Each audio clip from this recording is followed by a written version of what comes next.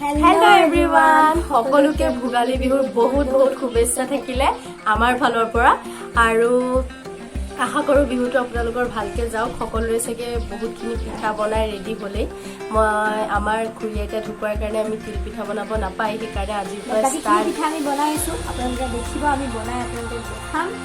আৰু কি কৰো আজি আপোনালোকক দেখাম এতিয়া অলপ সময় পাছতে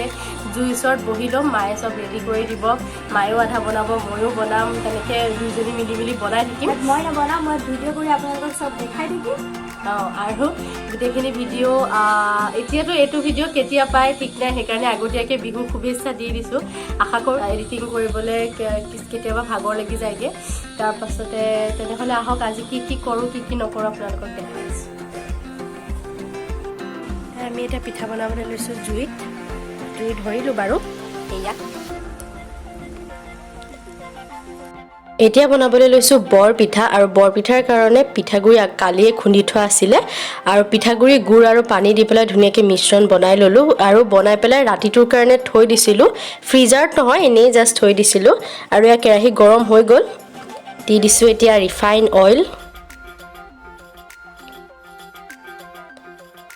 তেল গৰম হোৱাৰ পাছত ইয়াত এতিয়া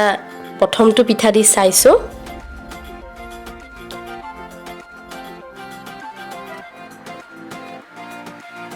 প্ৰথমটো পিঠা যেহেতু এইটো মাঘ বিহু সেইকাৰণে প্ৰথম পিঠাটো অগ্নিলে থোৱা হয় সেইকাৰণে এটা ভাজি লৈছোঁ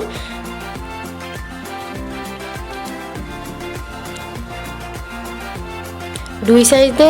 যেতিয়া পুৰা ধুনীয়াকৈ কালাৰ উঠিব ৰঙচুৱা হৈ যাব তেতিয়ালৈকে ভাজি থাকিম আৰু জুইত বস্তু বনাবলৈ ভাল পটাপট হৈ যায় এনেদৰে গোটেইকেইটা পিঠা বনাই ল'ম এয়া চাওক কাষত পিঠা দেখিছে এয়া গোটেইখিনি এতিয়া ৰাতি আন্ধাৰ হৈ গ'ল বাৰু গোটেইখিনি পিঠা কৰি ল'লোঁ এইটো লাষ্ট পিঠাটো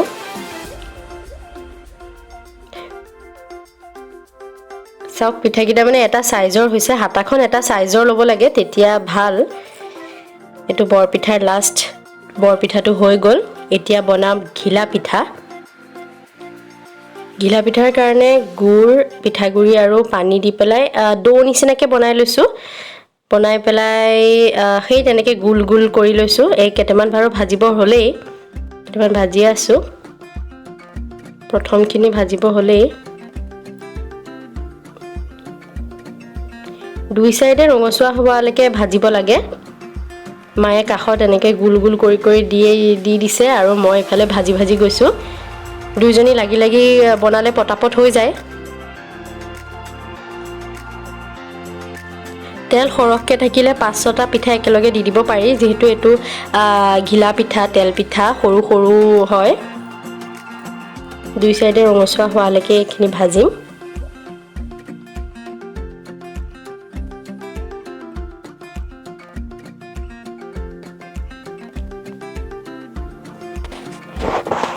চাওক এয়া ঘিলা পিঠা ৰেডি হৈ গ'ল মানে এনেদৰে গোটেইখিনি ভাজি ল'ম গোটেইখিনি ভাজি লোৱাৰ পাছত এতিয়া বনাম নিমকিৰ কাৰণেও ডোটো ৰেডি কৰি থোৱা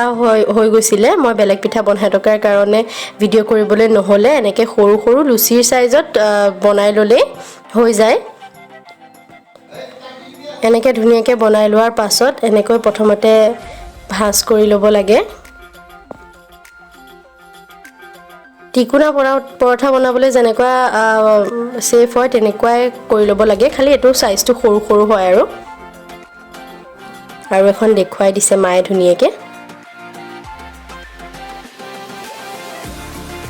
এয়া মায়ে ৰেডি কৰি দিছে আৰু এনেকৈ মাজত ফুটা কৰি দিব লাগে ফৰ্ক এখন দি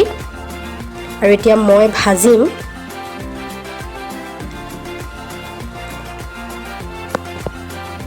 গেছত কেৰাহী বঢ়াই দিলোঁ কেৰাহী গৰম হৈ যোৱাৰ পাছতে ইয়াতে আকৌ দিম ৰিফাইন তেল এতিয়া ভাবিব অলপ আগত জুইত বনাইছিলে এতিয়া গেছত বনাইছে নহয় বিহুৰ আগদিনা মানে উৰুকাৰ আগদিনাখন বনাইছিলোঁ সেইখিনি বস্তু আৰু এতিয়া উৰুকাৰ দিনাৰ বস্তুখিনি বনাইছোঁ সেইকাৰণে আজি গেছতেই বনাইছোঁ এয়া চাওক কেনেদৰে গোটেইখিনি ৰেডি কৰি ল'লোঁ তেল গৰম হোৱাৰ পাছতে প্ৰথমখন নিমকি দি দিছোঁ এয়া চাওক তেল সৰহকৈ আছে যিহেতু সেইকাৰণে 2-3খন একেলগে ভাজিব পাৰে দুইটা সাইডে পুৰা ৰঙচুৱা হোৱালৈকে আৰু কুৰকুৰে হোৱালৈকে ভাজি লম দুইটা সাইডে অকণ সিজাৰ পাছতে ইখনো দি দিম দুইখন দি দিলে নহলে কেতিয়াবা লাগি যায় পিছত তেলৰ হেৰিত এৰাই যায় কিন্তু এনেকে ভাজিলে বেছি ভাল পটাপটো হয় আৰু সহজো এখন এনেকে উঠাবলৈ লওঁতে ইখন দি দিব লাগে মানে সবৰে বনোৱা পদ্ধতিবোৰ বেলেগ বেলেগ বাৰু তথাপি মোৰটো মই দেখুৱাইছো আৰু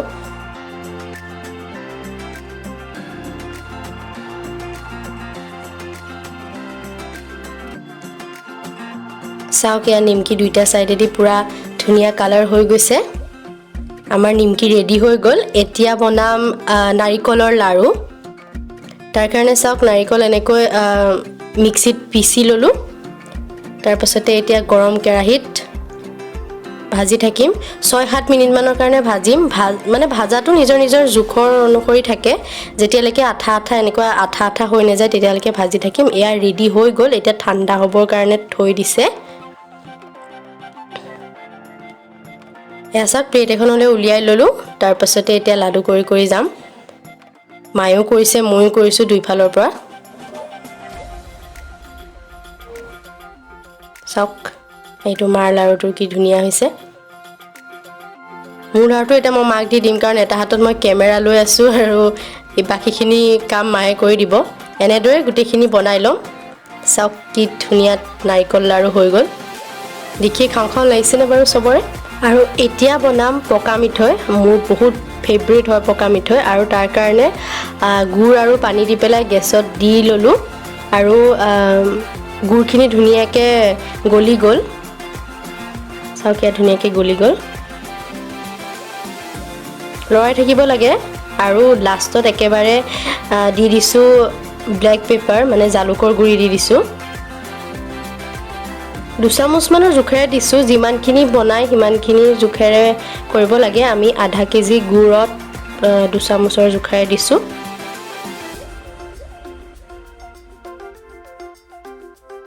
এয়া ঠাণ্ডা হ'বলৈ থৈ দিম এতিয়া ইয়াত দি দিম পিঠাগুড়ি মায়ে দি দিছে পিঠাগুড়ি ভালদৰে মিলাই লম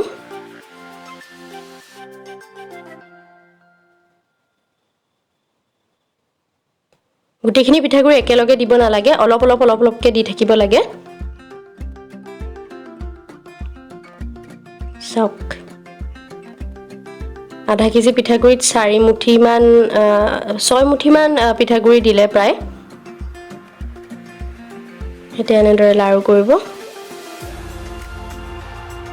চাওক মায়ে পটাপট বনাই দেখুৱাই দিছে এয়া গুটেখিনি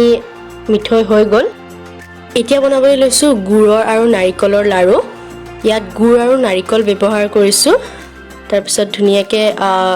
ভাজি লৈছো অলপ সময় যেনেকৈ নাৰিকল লাৰু বনাই তেনেকৈ খালি ইয়াত গুড় দিয়ে চেনিৰ সলনি চাওক এয়া চাওক গুড়ৰ লাৰু ৰেডি হৈ গ'ল এইখন হৈছে আমাৰ বিহুৰ ধুনীয়াকৈ বনোৱা পিঠা পনা গুটেখিনি আৰু ইয়াৰে গুটেখিনি ৰেচিপি আপোনালোকক দিছোৱে খালি ইয়াৰ নিমখীয়া পিঠা তাৰপিছত তিল পিঠাটো বাৰু পেহী জেঠাইহঁতৰ ঘৰৰ পৰা আহিছে আৰু যোনটো জালি পিঠা সেইটো দেখিছে সেইটো মই ভবা নাছিলোঁ যে পাৰিম বুলি বনাব এনেই ট্ৰাই কৰি চাইছিলোঁ ধুনীয়া হ'ল সেইকেইটা ৰেচিপি আপোনালোকক পিছত কেতিয়াবা বনালে দেখুৱাই দিম ইমানখিনি পিঠা দি আমাৰ বিহু ধুনীয়াকৈ পালন কৰিলোঁ আমি আশা কৰোঁ আপোনালোকে মোৰ ৰেচিপিকেইটা চাই ভাল পালে চবেই জানেই বাৰু এইকেইটা চবেই জনা ৰেচিপিয়ে তথাপি ভাবিলোঁ মোৰ ফালৰ পৰাও শ্বেয়াৰ কৰি দিওঁ বুলি আশা কৰোঁ আপোনালোকে চাই ভাল পালে থেংক ইউ বাই বাই